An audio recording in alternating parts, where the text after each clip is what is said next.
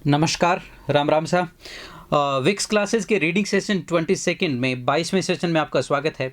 आज का जो आर्टिकल है वो बेस्ड है ऑनलाइन लर्निंग पे कि ऑनलाइन लर्निंग के प्रोज एंड कॉन्स क्या होते हैं। अभी जो ये आर्टिकल है ये उसके अगेंस्ट में बात करेगा। हो सकता है अगला आर्टिकल इसके फेवर में बात करे। इस आर्टिकल को पढ़ें उससे पहले थोड़ा सा बैकग्राउंड में चला जाना चाहते हैं, क्योंकि लर्निंग जो होती है वो तो घटित होती रहती है एनी टाइम। तो यहाँ पे खासकर जो फोकस है वो है एकेडमिक लर्निंग पे। Learning never stops. इवन जो व्यक्ति बिल्कुल भी कभी स्कूल नहीं गया हो वो भी अपने वातावरण से कुछ ना कुछ ज़रूर सीख रहा होता है। हाँ, लर्निंग को school, college, modern education stimulate करती है, उसे इन्हांस करती है, इसमें कोई शक नहीं है। एंड मॉडर्न एजुकेशन ने मनुष्य के जीवन को काफ़ी कुछ निखारने में मदद की है। तो इसी पे एक आर्टिकल है कि आजकल जो ई लर्निंग का सिस्टम चल रहा है उस पर किस तरह के बच्चों पे प्रभाव पड़ते हैं। आगे बढ़ें उससे पहले चैनल को सब्सक्राइब कर लीजिए, शेयर करिए एंड ज़्यादा से ज़्यादा लोगों तक इसको सेंड करिए। आर्टिकल का PDF का लिंक नीचे डिस्क्रिप्शन बॉक्स में दिया होता है, उसे डाउनलोड करिए, इसको रीड करिए, इंपॉर्टेंट वर्ड्स को मार्क करिए। और अगर कहीं मैं बताता हूँ कि यहाँ पर थोड़ा सा ग्रामर को नोटिस करिए, वहाँ पर ग्रामर को भी आप नोटिस कर सकते हैं। तो चलिए शुरुआत करते हैं आज के आर्टिकल की। Limitations of online learning. जो ऑनलाइन लर्निंग है उसकी लिमिटेशंस क्या हैं? Direct human engagement is a crucial component of education. Human engagement, आपस में मनुष्य का जो एक्सचेंज है आइडियाज़ का, उसको इंगेजमेंट कहते हैं। Crucial means very important, extremely important होता है, उसको हम कहते हैं क्रूशियल। फॉर कंपोनेंट होता है घटक तत्व ऑफ एजुकेशन, शिक्षा का। India has been under lockdown in a desperate attempt to contain COVID-19 pandemic। Bharat काफ़ी लंबे समय से लॉकडाउन में है। डेस्परेट अटेम्प्ट है ये। बहुत ज़्यादा आपका क्या है, ऐसा प्रयास जिसमें आप चाहते हैं कि आप किसी भी तरीके से चीज़ों को अपने कंट्रोल में रखें, उसको हम डेस्परेट कहते हैं। टू कंटेन का मतलब होता है काबू में रखना।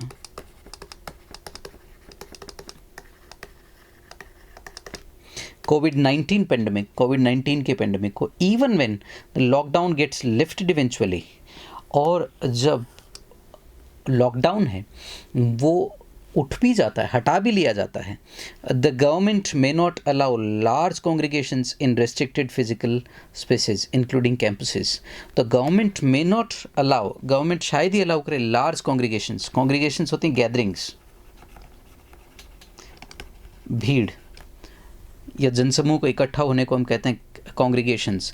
इन रेस्ट्रिक्टेड फिजिकल स्पेसेस, जहाँ पे सीमित भौतिक जो फैसिलिटी है वहाँ पे लोगों को इकट्ठा होने से मना कर सकता है, इंक्लूडिंग कैंपसेस, जो कॉलेज और स्कूल कैंपसेस होते हैं उनमें। ये एक इसका आइडिया। अब देखिए यहाँ पे ग्रामर के बारे में भी कुछ नोटिस करने हैं। व्हेन से जब कोई सेंटेंस शुरू होता है तो व्हेन क्या होता है, समय से जुड़ी कंडीशन को की तरफ रेफर कर रहा हो तो जो है व्हेन से जुड़े हुए क्लोज में, टाइम क्लोज में आप प्रेजेंट सिंपल का प्रयोग करते हैं। ऐसा कंडीशनल में भी होता है। और प्रिंसिपल में यहाँ पे इन्होंने मे का प्रयोग किया है क्योंकि ये संभावना दर्शाना चाहते हैं, निश्चितता दर्शाना चाहते होते तो विल का प्रयोग करते हैं। ये ध्यान रखिएगा आप यहाँ पर। व्हेन द लॉकडाउन वॉज, अच्छा, universities and colleges were in the middle of second semester चल रहा था। when their academic year, when the lockdown was enforced, जब enforce का मतलब होता है लागू करना, जब लॉकडाउन लागू किया गया, एनफोर्स किया गया, उस समय सेकेंड सेमेस्टर चल रहा था एकेडमिक ईयर का। देयर वॉज एंग्जाइटी, चिंता थी, particularly about the graduating batches of students, जो बैचेस ग्रेजुएशन अपनी पूरी करने वाले थे। Lest the ongoing session should be declared 0 semester. यहाँ पे लेस्ट के साथ शुड का प्रयोग हुआ। अगेन ग्रामर का पॉइंट आ गया। आज बड़ा इंटरेस्टिंग है कि जो ऑनगोइंग सेशन है उसको 0 सेमेस्टर डिक्लेयर किया जाए। अगर आप 0 सेमेस्टर उसको डिक्लेयर नहीं करते तो बच्चों को उनको ये रहता कि भैया ये हमारा जो है वो एक कई तरह की उस पर एंग्जाइटी थी, तो इसे 0 सेमेस्टर डिक्लेयर कर दिया गया है। This prompted a number of local initiatives, और इससे क्या काफ़ी लोकल इनिशिएटिव हुए, शुरुआत हुई। इनिशिएटिव का मतलब कोई नई चीज़ को शुरुआत करना। There were attempts from individual teachers to keep their students engaged, और इंडिविजुअल टीचर्स की तरफ से भी प्रयास हुआ कि वो स्टूडेंट्स को एंगेज रखें। मेरा भी यही प्रयास है कि मैं आप लोगों को एंगेज रखूँ लर्निंग में किसी न किसी तरीके से। क्लासेज चूँकि हमारी नहीं चल रही हैं तो आप कम से कम ऑनलाइन पर डे एक आर्टिकल 5-6 वर्ड्स और कुछ ग्रामर के पॉइंट्स अगर आपको मैं रिवाइज़ करवाता रहूँ, जैसे आज के भी ग्रामर में मैं सेशन में प्रयोग करने वाला हूँ, कॉमन नाउन और कलेक्टिव नाउन का प्रयोग हम करने वाले हैं। तो इन 2-3 चीज़ों का आप अगर रोज़ाना भी थोड़ा बहुत सुबह-सुबह अगर आप देखें या सेशंस को रिपीट करें, तो शायद आप जो लर्निंग मोड है उसमें आप कंटिन्यू रह पाएँ। अगला जो आपका जो पैराग्राफ है उसमें कह रहा है, few universities made arrangements for students to hold their classes virtually through video conferencing services such as Zoom. Zoom है वीडियो कॉन्फ्रेंस का सर्विस का टूल है, उसके थ्रू उन्होंने क्लासेस को कंटिन्यू की हुई हैं। The transition to virtual modes was relatively less difficult for those institutions that had even prior to the lockdown adopted learning management system platforms. जो इंस्टीट्यूशंस जिनके पास ई लर्निंग प्लेटफॉर्म्स पहले से अवेलेबल थे, उनके लिए ट्रांजिशन का होता है संक्रमण या रूपांतरण काल, जिसको हम कहते हैं ट्रांजिशन कहते हैं। ये जो ट्रांजिशन का दौर है, जो वर्चुअल मोड में जो पहले से काम कर रहे थे उनके लिए डिफिकल्ट नहीं है, लेकिन जैसे गवर्नमेंट स्कूल्स हैं उनके लिए बड़ा डिफिकल्ट रहा है। All the above were meaning attempts to keep the core educational processes going through this period. और ये सारे के सारे जो थे well meaning attempts थे to keep the core educational processes, जो केंद्रीय शिक्षात्मक जो प्रक्रियाएं हैं going through this period, इस वक्त के दौरान जो चल रही हैं। Strategy to enhance enrollment, अब रणनीति अपनाई है enrollment को बढ़ाने के लिए। An April 13th report quoted that UGC chairman as saying that to maintain social distancing, e-education was the only way out. UGC chairman ने कहा है कि जहाँ पे हमें social distance maintain करनी पड़ रही है, वहाँ पे e-education ही एकमात्र रास्ता है। The only way out का मतलब है एकमात्र रास्ता होना। This was clearly meant to prepare the higher education community, और ये सीधी क्या थी, हायर एजुकेशन की जो कम्युनिटी है उसको तैयार करने के लिए था, for exigencies of a protracted period of closure of campuses. अब तो एग्जिजेंसी जो अराइज हो सकती हैं, जो ज़रूरी चीज़ें अराइज हो सकती हैं, अगर प्रोट्रैक्टेड पीरियड है, अगर एनलार्ज पीरियड है, बढ़ाया हुआ समय, प्रोट्रैक्टेड का मतलब होता है विस्तारित समय है क्लोज़र का, कैंपसेस का, अगर वो विस्तारित रहता है तो ऐसी स्थिति में आपको जो है हर स्थिति में तैयार रहना है कि हम किस तरीके से इसको डील करें। हावेवर, हालांकि close on the heels of this, और close on the heel idiom होता है, इसका अर्थ होता है बहुत ही निकट, नज़दीक। He was also quoted as saying, ये भी कहा that online education was likely to be adopted as a strategy to enhance the gross enrollment ratio in higher education। और हायर एजुकेशन में ग्रॉस एनरोलमेंट रेशियो को बनाए रखने के लिए जो है वो ऑनलाइन लर्निंग पे, एजुकेशन पे को हम अपनाएंगे। अडॉप्ट करने का मतलब होता है अपनाना, एज ए स्ट्रेटेजी, रणनीति। टू एनहांस का मतलब बढ़ाना, ग्रॉस एनरोलमेंट जो व्यापक एनरोलमेंट है रेशियो, अनुपात को हायर एजुकेशन में। दिस प्रॉम्प्ट्स, ये उकसाता है many questions about the appropriateness, जो तैयारी है अप्रोप्रिएटनेस की, of what may be an effective contingency measures, कि क्या इफेक्टिव प्रभावी कंटिजेंसी प्रयास हो सकता है। To tide over the pandemic crisis, to tide over phrasal verb होता है पार पाना या उबरना, पेंडेमिक क्राइसिस, इस पेंडेमिक क्राइसिस से। To be deployed as a long term strategy, जिसको लॉन्ग टर्म स्ट्रेटजी के तौर पे डिप्लॉय किया जाने वाला है, लागू किया जाने वाला है। फॉर एनहांसिंग, बढ़ाने के लिए, enrolment in higher education, higher education में एनरोलमेंट बढ़ाने के लिए।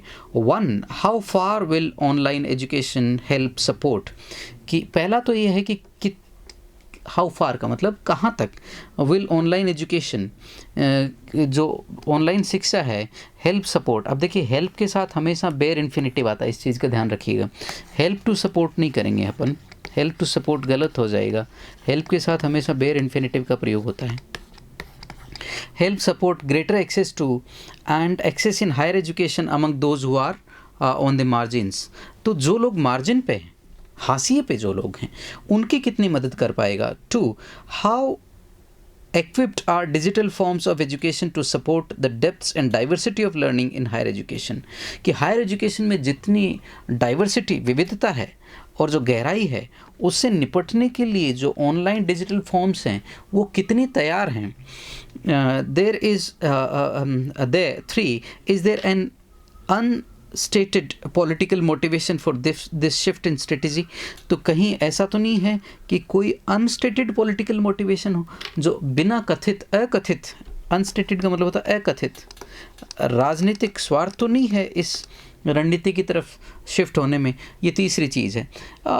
आई डोंट थिंक सो, क्योंकि ऐसे समय में कोई राजनीतिक एंगल ढूंढना कोई समझदारी की बात नहीं है, क्योंकि ये एग्जिजेंसी ऐसी है, ऐसी परिस्थिति में हम कुछ कर नहीं सकते। तो ये एक थर्ड पॉइंट है, वो ठीक है, चूँकि हर चीज़ हमारे यहाँ देश में राजनीति से ऑब्सेस्ड रहती है एनी टाइम, हर चीज़ में जहाँ राजनीति नहीं होती उसमें हम राजनीति ढूंढ लेते हैं। तो ऐसी स्थिति में क्या होती है, सिचुएशन बड़ी गंभीर हो जाती है। तो एक तीसरा पॉइंट ये भी कह रहे हैं, ऑथर का अपना मंतव्य है, अपना मत है, उसको हमें मानना ना मानना हमारे ऊपर निर्भर कर रहा है। लेकिन इस पैराग्राफ में ये कह रहा है कि पहला तो ये है कि जो हाशिए पे लोग हैं, जो बहुत गरीब लोग हैं, उनका कहाँ तक मदद कर पाएगी। तीसरा, क्या हमारे इंस्टीट्यूशंस इसके लिए तैयार हैं, जो जिस तरह की वैरायटी और डाइवर्सिटी है। तीसरा, क्या इसके पीछे कोई राजनीतिक मोटिवेशन तो नहीं है, राजनीतिक कोई महत्वाकांक्षा या राजनीतिक कोई इसके पीछे मकसद तो नहीं है। इस तरीके की चीज़ ये कहना चाह रहे हैं।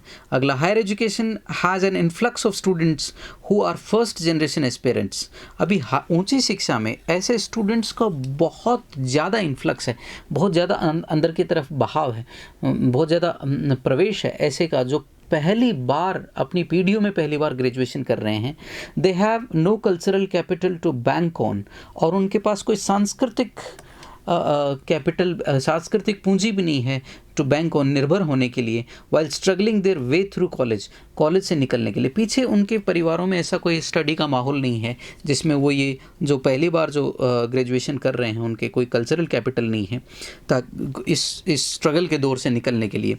Access is not merely enrolment, जो पहुँच है वो केवल एनरोलमेंट नहीं है। एनरोलमेंट तो आप कागज़ों में दिखा सकते हो कि साहब हमने इतने लोगों को शिक्षित किया, लेकिन पहुँच होने से ही आदमी शिक्षित नहीं हो जाता। It also includes effective participation, और इसमें क्या प्रभावी जो पार्टिसिपेशन है, आदमी के खुद का जो शामिल होने की जो प्रवृत्ति है इन पर्टिकुलर कैरिकुलर प्रोसेसेस, जो कैरिकुलर प्रोसेसेस हैं उनमें, which includes negotiating through language and social barriers, जिसमें आदमी भाषा से और सोशल बैरियर जो समाज के जो बैरियर हैं, जो बाधाएं हैं, उनको पार करके आदमी एक दूसरे से इंटरेक्ट करता है।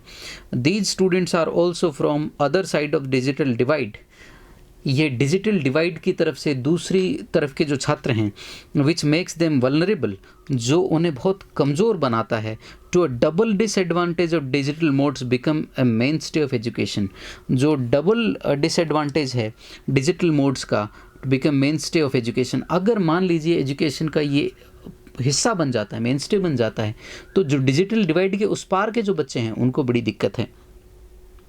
But I have the reservation here, कि जैसे अगर मैं ये वीडियो बना रहा हूँ तो जो बच्चे ग्रामीण इलाकों में भी हैं, जो मेरे छात्र हैं, वो लगातार यूट्यूब पे इन वीडियोस को देख पा रहे हैं और शायद समझ भी पा रहे होंगे। हाँ, एक थोड़ा ये हो जाता है कि मामला थोड़ा सा वन वे हो जाता है। स्टूडेंट जब क्वेरी करता है तो वो थोड़ा झिझक रहा होता है, या उस समय उसके दिमाग से निकल जाती है, क्लासरूम में वो सीधा पूछ सकता है। Unless they receive consistent hand holding and back stopping, जब तक उनको पूरा सपोर्ट, पूरी हैंड होल्डिंग नहीं मिलती, they tend to remain on the margins and eventually drop out और फेल। अगर उनकी प्रॉपर हैंड होल्डिंग नहीं है तो वो ड्रॉप आउट हो जाते हैं या फेल हो जाते हैं। It is therefore necessary to think deeply, इसलिए ज़रूरी है कि हम गहराई से सोचें, and gather research based evidence, और हम जो है वो शोध पे आधारित सबूत ढूंढें, on extent to which online education can be deployed to help enhance the access and success rates, कि हम एविडेंस देखें कि किस स्तर तक ऑनलाइन शिक्षा है उसको लागू किया जा सकता है बच्चे की सहायता करने में, जो उसकी पहुंच को बढ़ाए और उसकी सफलता को बढ़ाए। So this is again help enhance, ये दोबारा आ गया हेल्प के साथ bare infinitive. Quite interesting article, and जो इसमें पॉइंट उठाए गए हैं मैं उससे 100% एग्री करता हूँ। चूँकि हम अगर एक बड़ी सिटी में रह रहे हैं जैसे जयपुर में, दिल्ली में, मेट्रोज़ में, आप इस चीज़ को महसूस नहीं करते, लेकिन जो मेरे छात्र हैं जो ग्रामीण इलाकों में हैं फ़िलहाल, वो इस चीज़ को अच्छे से महसूस कर रहे हैं। और काफ़ी छात्र मुझे ये भी कह रहे हैं कि सर बैच कब शुरू होने वाला है, तो मैं उनको बता दूं विद इन दिस वीक मैं बैच शुरू करने वाला हूं। एंड ये विक्स क्लासेस के वेब पेज पे होगा ये बैच। तो जितने भी बच्चे इसको देख पा रहे हैं वो इसकी सूचना उन बच्चों तक पहुंचाएं।